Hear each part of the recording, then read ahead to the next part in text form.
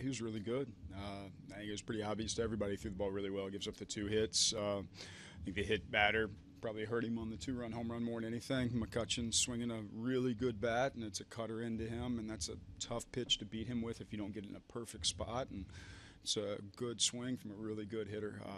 Outside of that, he was really good all day. Cutter backdoor was working to righties. It's all he was facing was righties. And he was getting in on guys he should get in on, mixing probably more curveballs than he has this season. So I thought overall, like, you couldn't ask for anything more. Drives in a run for himself. He was great. Do you usually expect something like that for a guy making his first start for a new team? He's got enough history in him. He's not scared of anything. He's the type of guy that's competed in big game situations plenty of times in his life, and he's not going to be scared pitching for a new team. He's blended really well over the last number of days in the clubhouse, and he played with Clayton, played with Matt Caesar in Chicago last year, so he's got friends he's in there with. I think he's comfortable really quick, and I think just by nature he's comfortable in a big league clubhouse. He's done it long enough, so doesn't surprise me at all. I think he's one of those guys that was in the midst of a year that just wasn't going right. Hoping to make the rotation over there, doesn't make it, pitches out of the pen, starts off really rocky in April, has a really rough month, and then the rest of that's just trying to get out from underneath all the water that's on top of your head, and he finally, gets a fresh start over here, and you see who he is. He just got here, but was there anything you guys have already suggested to him? Maybe any changes?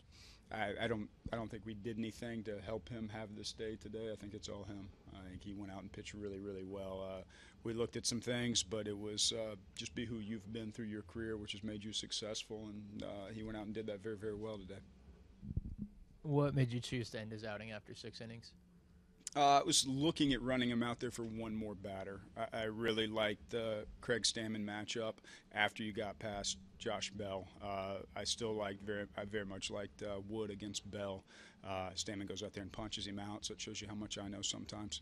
But he went out there and dominated the next couple of hitters as well. So in my mind, chance to pinch hit with Matt Caesar, chance to possibly put some more runs on the board. Now I know Travis Wood was 1 for 2 on the day, but Caesar's had really good pinch hit at bats for us, and take the chance to try to put some more runs on the board. And we created another first and third situation, just couldn't push anything more across. So in my head, he was getting one more batter. Once we took the lead, I was fine with Craig Stammen taking over.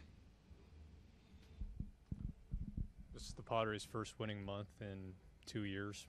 Do you guys take anything from that, or how you've been playing recently? Wouldn't have known if you hadn't have told me. So it kind of gives you an idea of how big picture focus we get. I think we're just locked in on trying to win another series. We know if we go out and do that, you end up having winning months and winning seasons. And I think you look back over the last couple months, I think team's done a really good job of taking a very small focus into every single day of what we can do today to win a baseball game. And guys are to be commended for that. Corey Spangenberg was a productive player in the first half, but just been unreal in the second half. What do you think's changed for him?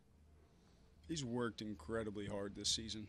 If you ask me who I'm probably most impressed with the way they've kind of gone about their business since he got to the big leagues, he's taken instruction incredibly well. He's grinded well when he wasn't playing for a while and sharing time with Ryan Schimpf. He was handling that well.